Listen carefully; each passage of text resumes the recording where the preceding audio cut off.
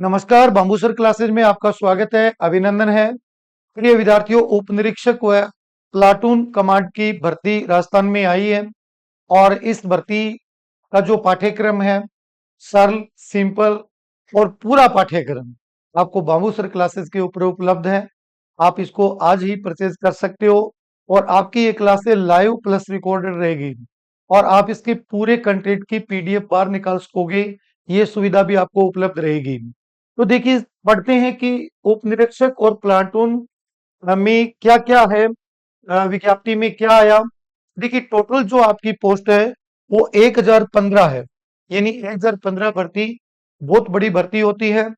और सबसे अच्छी बात यह है कि इन पेपर्स के अंतर्गत पाठ्यक्रम की जो बात आती है, पहले तो आप लोग इस बात को सीखिए कि इसके अंतर्गत एक तो आपका रिटर्न पेपर होगा, एक इंटरव्यू होगा, दोनों को मिलाकर मेरिट बनेगी। साथ में शारीरिक दक्षता इसके अंतर्गत होती है और वो शारीरिक दक्षता भी आप लोगों को जो है वो पास करनी होगी। जो आपका मेरिट बननी है वो लिखित परीक्षा और साक्षात्कार में प्राप्त कुल अंकों के योग के अनुसार मेरिट व्यवस्थित होंगी और शारीरिक दक्षता में आप लोगों को जो है उसकी क्वालिफाई है वो पार करनी पड़ेगी। ये आप लोगों के लिए रहेगा। और इस पेपर के लिए जो आपके ऑनलाइन फॉर्म है वो 10 अगस्त से भरने शुरू करने हैं आप लोगों को। और आप लोग 10 अगस्त 2025 से ये प्रारंभ होंगे और इसकी अंतिम जो डेट है वो 8/9 यानी 8 सितंबर 2025 अंतिम तारीख है। इसके लिए आप लोगों को क्वालिफिकेशन में डिग्री चाहिए, वो आपके पास होनी चाहिए। और इसका पेपर बड़ा सिंपल है। इसमें जो है 200 अंक की हिंदी आएगी और 200 अंक का ही आपका जीके आएगा, जिसमें सामान्य विज्ञान सहित है। ये अच्छी बात यह है कि इसमें 200 अंक की हिंदी आ रही है। और मेरी जो व्याकरण है, आप एक बार हिंदी की मेरी व्याकरण पढ़ लेना, आपको जीवन में हिंदी व्याकरण में आपके क्वेश्चन गलत नहीं होंगे। छोटे से छोटा टॉपिक और बड़े से बड़ा टॉपिक आपको सिंपल और सरल भाषा में करवाऊंगा। तो जो विद्यार्थी एसआई की तैयारी कर रहे हैं, एक बार आप लोग YouTube पे भी मेरी बहुत सारे टॉपिक के मॉडल्स डाले हुए हैं, आप देखना कि हिंदी को ऐसे पढ़ा जाएगा और आपको समझ आएगी। समझ 100% आएगी, इसमें आपको कोई दिक्कत नहीं आएगी। तो हिंदी और इसमें आपके पाठ्यक्रम में है क्या?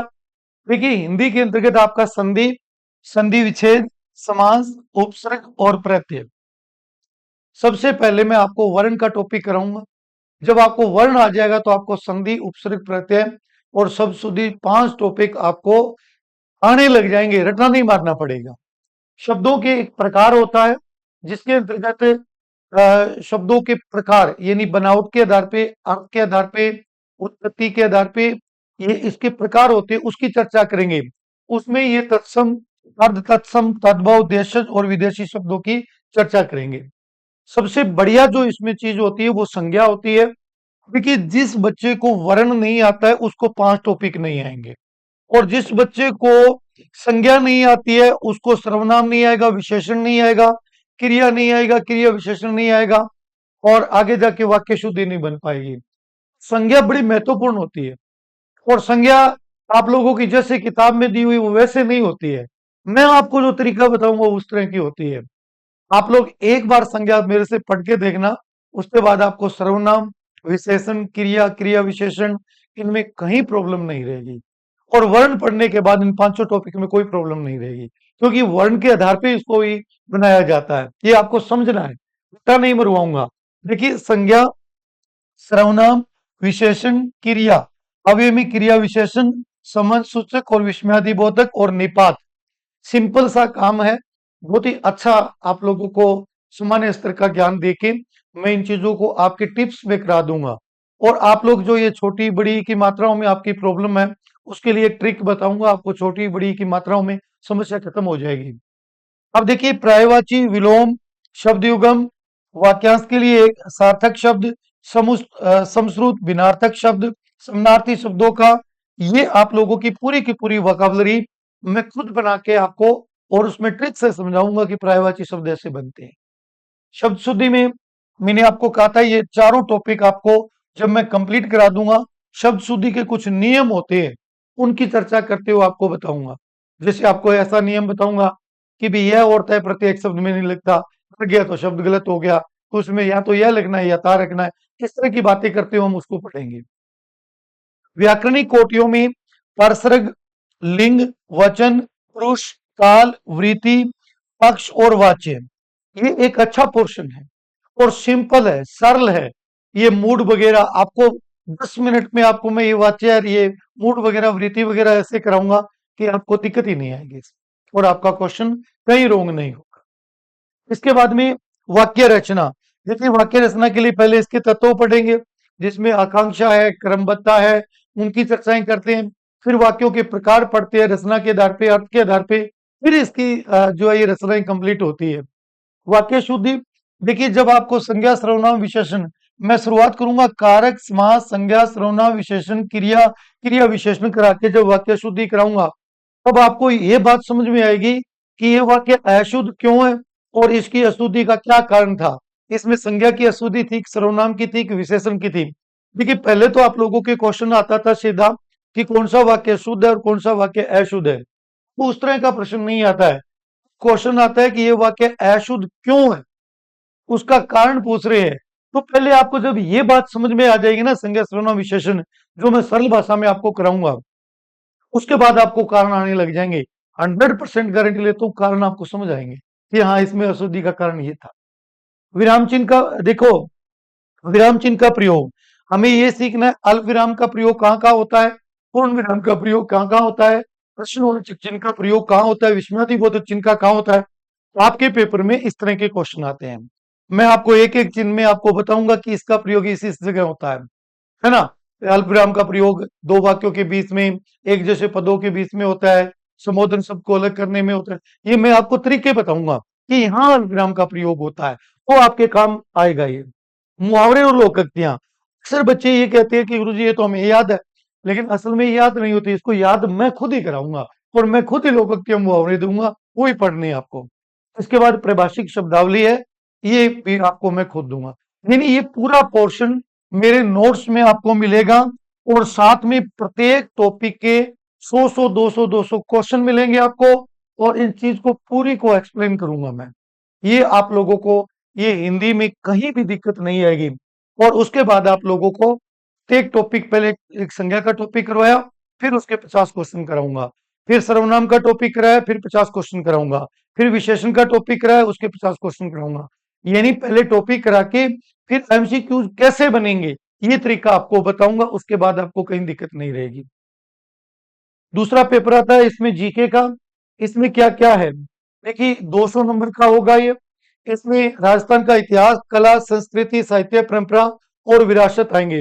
राजस्थान के इतिहास में प्रमुख स्थल है, प्रमुख राजवंश है, उनकी प्रशासनिक और राज व्यवस्थाएं हैं, सामाजिक और सांस्कृतिक मुद्दे हैं, स्वतंत्रता आंदोलन, राजनीतिक जागृति और एकीकरण है, वास्तुकला में किले और स्मारक है, और कला में चित्रकला और हस्तकला है, राजस्थानी साहित्य की महत्वपूर्ण कृतियां हैं, और उसके बाद में मेले, त्योहार, लोक संगीत और लोक नृत्य है।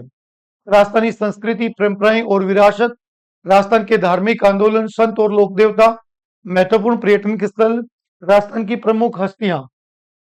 भारतीय इतिहास में प्राचीन एवं मध्यकाल भारत की प्रमुख विशेषता और धार्मिक स्थल, कला, संस्कृति, साहित्य और स्थापत्य कला, प्रमुख राजवंश, उनकी प्रशासनिक व्यवस्था, सामाजिक आर्थिक परिस्थितियां और प्रमुख आंदोलन।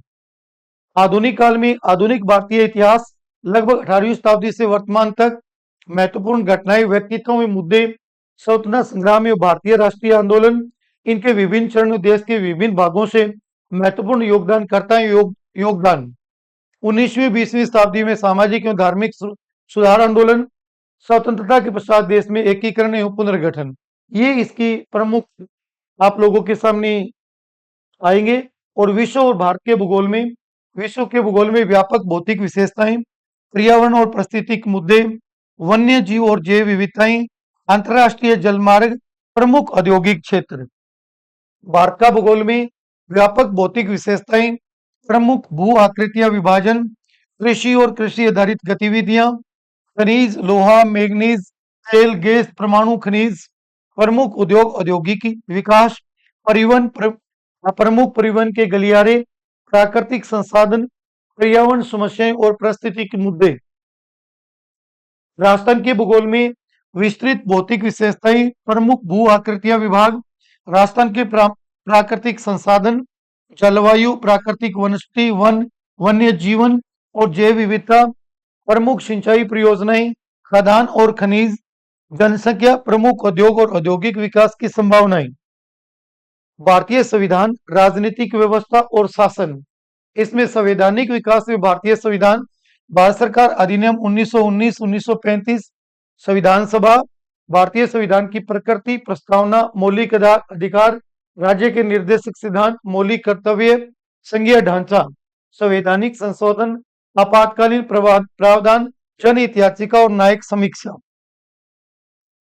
भारतीय राजनीतिक व्यवस्था और शासन में भारतीय राज्य की प्रकृति, भारत में लोकतंत्र, राज्यों का पुनर्गठन, गठबंधन सरकारें, राजनीतिक दल और राष्ट्रीय एकता, संघ एवं राज्य कार्यपालिका, संघ एवं राज्य विधानमंडल, न्यायपालिका, राष्ट्रपति, संसद, सर्वोच्च न्यायालय, चुनाव आयोग, नियंत्रक एवं महालेखा परीक्षक, योजना आयोग, राष्ट्रीय विकास परिषद, केंद्रीय सतर्कता आयोग, केंद्रीय सूचना आयोग, लोकपाल, राष्ट्रीय मानवाधिकार आयोग, स्थानीय स्वशासन एवं पंचायती राज, लोक नीति एवं अधिकार, कल्याणकारी राज्य के रूप में राष्ट्रीय लोक नीति और विभिन्न कानूनी अधिकार एवं नागरिक चार्टर। राजस्थान की राजनीतिक एवं प्रशासनिक व्यवस्था में राज्यपाल, मुख्यमंत्री, राज्य विधानसभा, उच्च न्यायालय, राजस्थान लोक सेवा आयोग, जिला प्रशासन, राज्य मानव अधिकार आयोग, लोकायुक्त, राज्य निर्वाचन आयोग, राज्य सूचना आयोग, लोक नीति, विधिक अधिकारी और नागरिक चार्टर, महिलाओं बच्चों के विरुद्ध अपराध एवं उनसे संबंधित कानूनी प्रावधान, नियम और ज्ञान। आर्थिक अवधारणा में भारतीय अर्थव्यवस्था, इसमें अर्थशास्त्र की मूल अवधारणाएं, बजट, बैंकिंग, लोक वित्त, राष्ट्रीय आय, समृद्धि और विकास का मूलभूत ज्ञान, लेखांकन अवधारणा, उपकरण और प्रशासन में उपयोग, स्टॉक एक्सचेंज और शेयर बाजार, राजकोषीय और मौद्रिक नीतियां, सब्सिडी, सार्वजनिक वितरण प्रणाली, ई कॉमर्स, मुद्रास्फीति अवधारणा, प्रभाव और नियंत्रण तंत्र। आर्थिक विकास एवं नियोजन में पंचवर्षीय योजनाएं, उद्देश्य, रणनीतियां और उपलब्धियां। अर्थव्यवस्था के प्रमुख क्षेत्र में कृषि, उद्योग, सेवा, व्यापार, वर्तमान स्थिति, मुद्दे और पहल, प्रमुख आर्थिक समस्याओं, सरकारी पहल में आर्थिक सुधार और उदारीकरण। ये टॉपिक आप लोगों के मानव संसाधन और आर्थिक विकास में मानव विकास सूचकांक, गरीबी और बेरोजगारी अवधारणा, प्रकार, कारण, उपाय, वर्तमान प्रमुख योजनाएं, सामाजिक न्याय और अधिकारिता, कमजोर वर्गों के लिए प्रावधान। राजस्थान की अर्थव्यवस्था में अर्थव्यवस्था का व्यापक अवलोकन, कृषि, औद्योगिक, सेवा क्षेत्र के प्रमुख मुद्दे, समृद्धि, विकास और योजना, बुनियादी ढांचा और संसाधन, प्रमुख विकास परियोजनाएं, कार्यक्रम और योजनाओं में अनुसूचित जाति, अनुसूचित जनजाति, पिछड़ा वर्ग, अल्पसंख्यक, दिव्यांगजन, निराश्रित, महिलाएं, बच्चे, वृद्ध, किसान, मजदूरों के लिए सरकारी कल्याणकारी योजनाएं। विज्ञान और प्रौद्योगिकी में दैनिक विज्ञान की मूल बातें, इलेक्ट्रॉनिक्स, कंप्यूटर, सूचना संचार प्रौद्योगिकी, उपग्रहों सहित अंतरिक्ष प्रौद्योगिकी, रक्षा प्रौद्योगिकी, नैनो प्रौद्योगिकी, मानव शरीर, भोजन, पोषण, स्वास्थ्य देखभाल, पर्यावरण और पारिस्थितिक परिवर्तन और उनके प्रभाव, जैव विविधता, जैव प्रौद्योगिकी और आनुवंशिक इंजीनियरिंग। राजस्थान के विशेष संदर्भ में कृषि, बागवानी, वानिकी एवं पशुपालन। राजस्थान में विज्ञान एवं प्रौद्योगिकी का विकास। तर्क एवं मानसिक योग्यता में देखिए कथन और धारणाएं, कथन और तर्क, कथन और निष्कर्ष, कार्यवाही, विश्लेषणात्मक तर्क। मानसिक योग्यता में संख्या श्रृंखला, अक्षर श्रृंखला, विषम व्यक्ति, कोडिंग, डिकोडिंग, शब्दों से संबंधित समस्याएं, आकृतियां, उनके उपखंड। बुनियादी में गणितीय और सांख्यिकी विश्लेषण का प्रारंभिक ज्ञान, संख्या प्रणाली, परिमाण का क्रम, अनुपात और समानुपात, प्रतिशत, साधारण और चक्रवर्ती ब्याज, आंकड़ा विश्लेषण, सारणी, दंड आलेख, रेखा आलेख, पाई और चार्ट। समसामयिक में देखिए बुनियादी संख्यात्मक, राज्य, राष्ट्रीय और अंतर्राष्ट्रीय महत्व की प्रमुख समसामयिक घटनाएं और मुद्दे, हाल के समाचारों में व्यक्ति और स्थान, खेल और खेलकूद संबंधी गतिविधियां। यानी ये आपका एसआई का सिलेबस है, पाठ्यक्रम है। सबसे पहले जो भी बच्चा एसआई की तैयारी कर रहा है, महत्वपूर्ण बात यह होती है कि आपकी जो कॉपी आप लगा रहे हो उसके प्रारंभिक 2 पेज पर ये सारे टॉपिक आप पेन से लिख लो और जब आप तैयारी करो, एक एक टॉपिक को टिक करते जाना, जो भी टॉपिक रहे आप उस पर बात करना। मैं ये चाहता हूं कि अगर आप एसआई की तैयारी कर रहे हो, आपका सारा पाठ्यक्रम आपके हाथ में होना चाहिए, और संपूर्ण पाठ्यक्रम बाम्बू सर क्लासेस पे आपको उपलब्ध रहेगा, सरल और सिंपल भाषा में। आज तक 21 सालों में जिस बच्चे ने मुझसे एक बार हिंदी पढ़ ली, उसके बाद उसको बार बार कभी किसी से हिंदी पढ़ने की जरूरत नहीं पड़ती है। आपका 200 जितने 100 क्वेश्चन आएंगे, आप 95 से प्लस रहोगे, नीचे नहीं रहोगे, क्योंकि मैं आपको अच्छी तकनीकी से पढ़ाऊंगा। और आप लोग मॉडल के रूप में कक्षाएं देखना चाहते हो, तो बाम्बू सर नाम से मेरी यूट्यूब पर व्याकरण की कक्षाएं देखिए, और आप खुद जागृत होइए कि हमें ऐसे पढ़ना होगा। तो प्ले स्टोर पर जाके बाम्बू सर क्लासेज नाम की ऐप है, इसको डाउनलोड कर लीजिए, और उसके बाद आप हमसे जुड़िए। आपका बहुत बहुत धन्यवाद। आपका दिन शुभ हो।